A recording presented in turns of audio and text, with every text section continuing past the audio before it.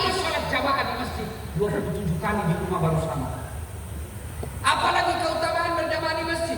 Di masjid insya Allah lebih khusyuk daripada di rumah. Coba kalau di masjid itu, di rumah. Coba bapak-bapak kalau di rumah. Biasa bingung toh? Sudah 2 atau 3? Sudah tahiyat atau belum? Sudah tahiyat pertama atau belum? Iya toh. Tapi kalau di masjid tidak bingung. Kalau di rumah banyak gangguan. Begitu ibu-ibu angkat takbir, Allahu Akbar, tiba-tiba kucing di meja. Tidak ditutup. Ikan. Pasti sudah tidak busuk itu. Kucing dengan ikan. Terpaksa ini kreatif. Langsung dia binas. Alikin nas. Nas. Kalau di tidak ada godaan seperti itu. Ya. Apalagi keutamaan berjamaah di masjid. Di masjid insya Allah doa kita insya Allah diijabah. Kenapa? Kalau kita tidak tahu berdoa atau banyak dosanya, tapi di dalam masjid yang mimpin imam, ada habaib, ada guru, ada ulama, ada ustadz, diaminkan oleh penghafal Quran, diaminkan oleh anak yatim di belakang. Satu yang berdoa, yang lain mengucapkan amin, semua doa dalam masjid dikabulkan. Itulah sebabnya Pak Imam, kalau baca doa, baca yang doa agak dikeras, keras sedikit, dan baca doa yang umumnya orang hafal. Kadang-kadang kita berdoa panjang dan tidak tahu apa yang minta Pak Imam. Kita cuma bilang amin. Amin. Tidak dengar apa dia minta. Amin. Amin. Ya, ternyata yang imam anak muda. Dia minta jodoh. Di belakang bapak bilang amin. Istrinya juga di belakang bilang amin. Seperti itu setujui suami kawin lagi. Ya, Bu, seringlah berjamaah ke masjid. Apalagi keutamaan berjamaah di masjid. Insya Allah kalau di masjid kita bisa bersilaturahmi. Contoh, gara-gara pilpres kemarin kita musuhan. Nah, ada caleg sudah kita janji, ternyata kalah. Uangnya kita salah gunakan. Sudah minta maaf, malu kita. Akhirnya bapak ke masjid. Gimana caranya? Jangan bapak langsung angkat takbir.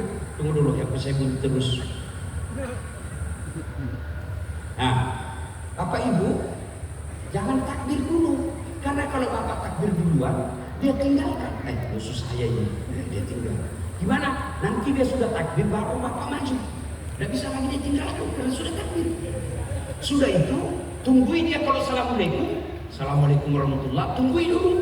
Jangan langsung bapak juga salam.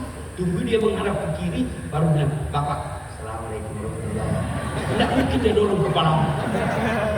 Iya, silaturahmi. Banyak keutamaan orang yang datang berjamaah. Belum lagi segi kesehatan. Itu menurut kesehatan jantung, dokter menganjurkan minimal 1000 langkah dalam sehari. 1000 langkah dalam sehari. Kalau bapak tetangga dari masjid 200 meter, PP 400 kali 5 kali sudah lebih 1000. Itu keutamaan dunia. Maka datang berjamaah. Yang ketiga, penyebab datangnya orang malas ke masjid. Apa itu? Satu tadi, dia tidak lihat pahalanya. 2, dia tidak tahu pahalanya. 3, manajemen masjid tidak bagus. Tuan-tuan, ibu bapak, terutama mereka yang diberi amanah menjadi pengurus masjid. Ada saya masjid bikin di kampung dan di Makassar. Di kampung saya kasih nama bapak saya, Masjid Bani Abdul Latif. Di Makassar nama ibu saya, Masjid Hajjah Sitimang. Masjid itu sekarang seperti tempat wisata. Ada kolam ikan di bawahnya. Dan ikannya saya sudah Islamkan. Mu'alaf ikannya. Ikan koi. Ikan koi dari Jepang. Agamanya Shinto. Saya Islamkan dulu baru saya turun ke berada. Masya Allah. Imamnya Bu, anak muda hafal Quran 30 juz.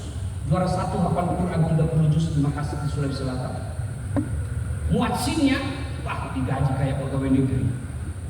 3 imamnya. Penceramanya belum ceramah sudah dikasih honor gitu.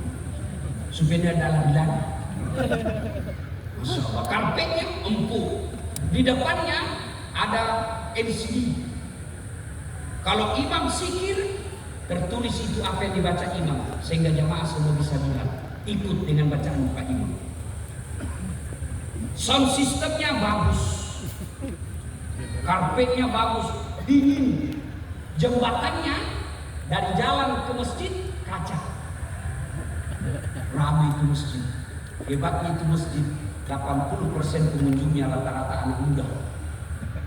Ramadan kemarin, hari pertama sampai 10 saya pikir, ramai itu hanya di pekarangan sampai malam ke 10.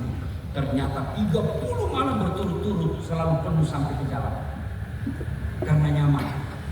Orang enak ke masjid. Ini bagaimana orang mau ke masjid? Yang asal orang tua sudah pensiun. Rata-rata di tanah bumbu muacinnya orang tua sudah pensiun. Penyakit asma lagi.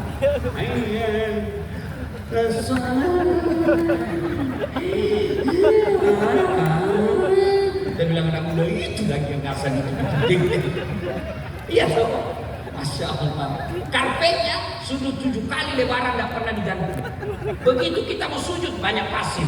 Bahkan masih baik kalau pasir. Semut sudah disimpan ke dalam. Bau cicak lagi. Penceramanya mulai salam pertama sampai terakhir neraka aja terus dicerita. Tahu bakal ditusuk pantat linggis. Kedua